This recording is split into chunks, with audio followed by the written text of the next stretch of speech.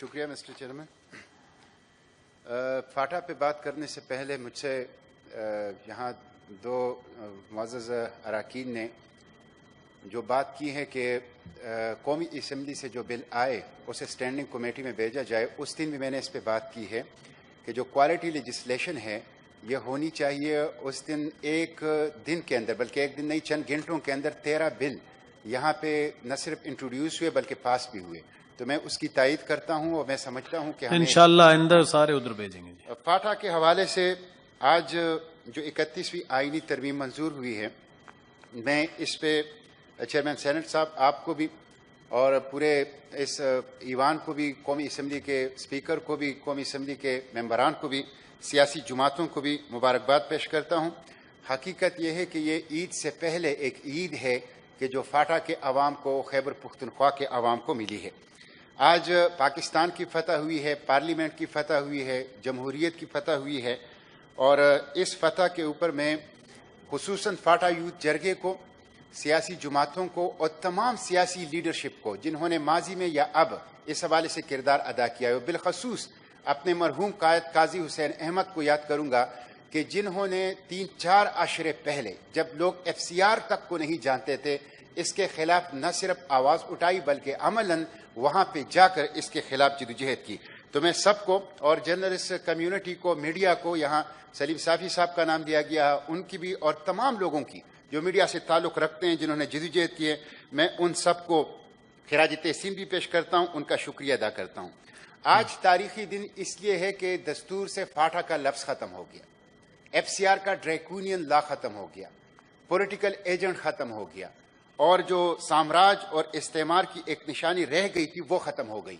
1947 میں رمضان کے مہینے میں ہمیں آزادی ملی تھی، اور 2018 رمضان ہی کے مہینے میں فاٹا کے عوام کو استعمار اور سامراج کے اس کالے اور جنگلی قانون سے اس سے نجات ملی، اس سے آزادی ملی.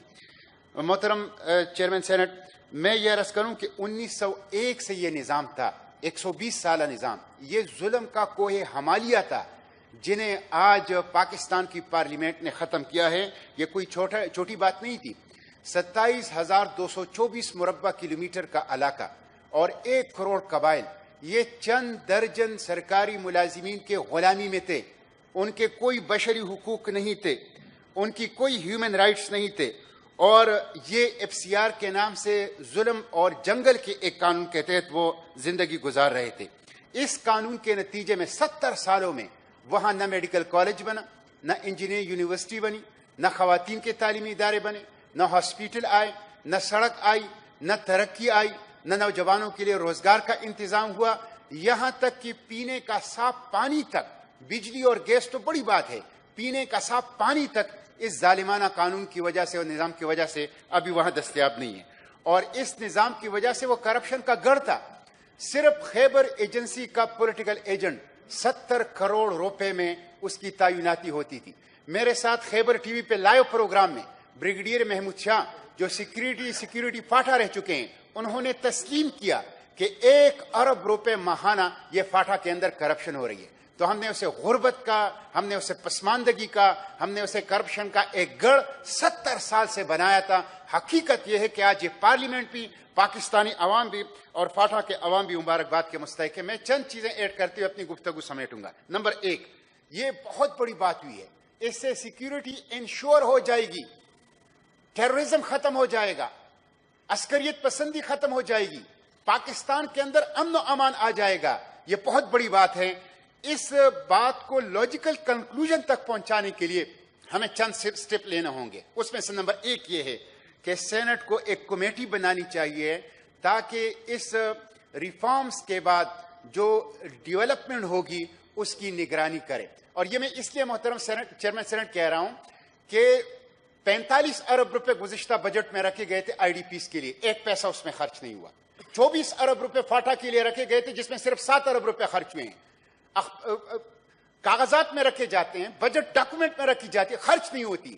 اس لیے یہ سینٹ اس کی نگرانی کرے کہ وہاں جو ڈیولپمنٹ پروسیس آگے بڑھتا ہے اور وہاں جو پیس کو کنسولیڈیٹ کیا جاتا ہے اس کی نگرانی یہ ہاؤس خود کرے. NFC میں 3% ان کا حق بنتا ہے. ये इसका फौरी तौर पे इंतजाम होनी चाहिए।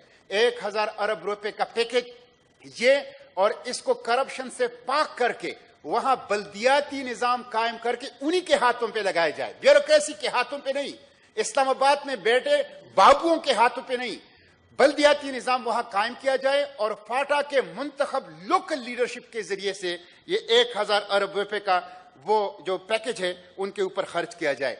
फाटा के नौजवान इस वक्त कराची में, लाहौर में या अमारात के अंदर नौकरियां कर रहे हैं। कम से कम 30,000 फौरी तौर पर लेवीज, लॉ एनफोर्समेंट एजेंसीज के अंदर उनको भर्तियां दी जाए ताकि नौजवानों के लिए रोजगार का कोई इंतजाम हो सके। यही सूरत हाल तालीमी इदारे, हॉस्पिटल्स और खेल के जो मैदान हैं उनकी है।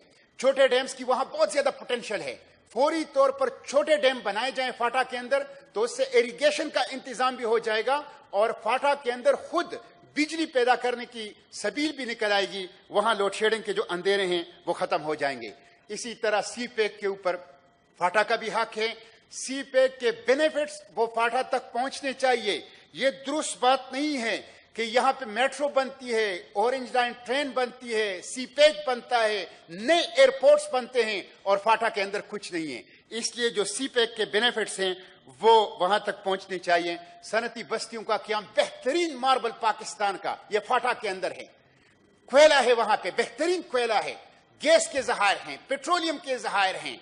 उसकी बुनियाद पे वहां सनती बस्तियां कायम की जाए ताकि वहां पे इंडस्ट्रियलाइजेशन हो और वहां लोगों को रोजगार मिले। और मैं ये बात करूं और मैं समझता हूं कि इस पे आपको रूलिंग देनी चाहिए। वजीर आजम ने कमिटमेंट की है, जमात इस्लामी के मुतालबे पर कमिटमेंट की है कि 5 साल के लिए फाटा और जो साबिका फाटा और साबिका फाटा था उसको टैक्स एग्जम्पशन दी जाएगा। मैं समझता हूं वहां गुर्बत है, वहां लोग मकरूज हैं, 10 साल के लिए उनको हर किस्म के टैक्स से मुस्तस्ना किया जाए।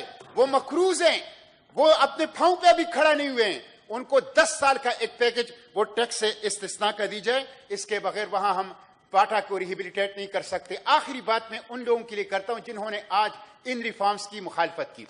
1930 में अल्लामा इकबाल ने, मुशाहिदुल्लाह साहब को भी मैं तवज्जो चाहता हूं, उनका खुतबा आलाबाद में अंग्रेजों की मुखालफत की थी। अंग्रेजों ने कहा था कि फाटा और खैबर पुख्तनख्वा बारूद का एक गोदाम है और अगर आप वहां रिफॉर्म्स लाएंगे, लीगल रिफॉर्म्स, तो ये ऐसा है जैसे बारूद के गोदाम में आप दिया सलाई जलाते हैं। अल्लामा इकबाल ने इसका जवाब दिया था कि रिफॉर्म्स, जो लीगल रिफॉर्म्स होते हैं, उसकी मिसाल दिया सलाई की नहीं होती, उसकी मिसाल सूरज की रोशनी की तरह होती है कि अंधेरे छटते हैं और रोशनी वहां पे आती है। जिन लोगों ने आज फाटा रिफॉर्म्स की मुखालफत की है, मैं कहता हूं रमजान का महीना है, जुम्मे का दिन है, उनको इस्तिग़फ़ार करनी चाहिए। आज मैं टीवी के ऊपर खबरें सुन रहा हूं, कि कल सूबाई असेंबली के अंदर ये पेश होगा और वहां पे 2/3 मेजॉरिटी चाहिए। एक पार्टी ने ऐलान किया है कि हम सूबाई असेंबली का घेराव करेंगे। मैं समझता हूं वो अल्लाह से भी, रमजान का महीना है, अल्लाह ताला के दरवाजे खुले हैं, इस्तिग़फ़ार करना चाहिए अल्लाह से भी और फाटा के अवाम से माफी मांगनी चाहिए। फाटा के अवाम से माफी मांगनी चाहिए। हम इंशाअल्लाह फाटा के अवाम के साथ हैं। जब तक फाटा के अवाम को इस्लामाबाद और पेशावर और लाहौर और कराची के बराबर उनकी मयारी जिंदगी नहीं लाएंगे, उस वक्त तक इंशाअल्लाह ये हाउस और जमात इस्लामी और सियासी क़यादत उनके पुष्ट पर होगी। अल्लामा इकबाल की शेर पे मैं अपनी गुफ्तगू खत्म करूंगा। इकबाल ने कहा था कि मौसम अच्छा, पानी वाफर और मिट्टी भी जरखेज, जिसने अपना खेत न सींचा वो कैसा दहकान। इंशाअल्लाह फाटा के अंदर ज़हानत है, फाटा के अंदर टैलेंट है, फाटा के अंदर नेचुरल रिसोर्सेज हैं। वो न सिर्फ पाकिस्तान की क़यादत करेंगे बल्कि इस वतन को इंशाअल्लाह तरक्की की मंजिल पर पहुंचाएंगे। Thank you senator.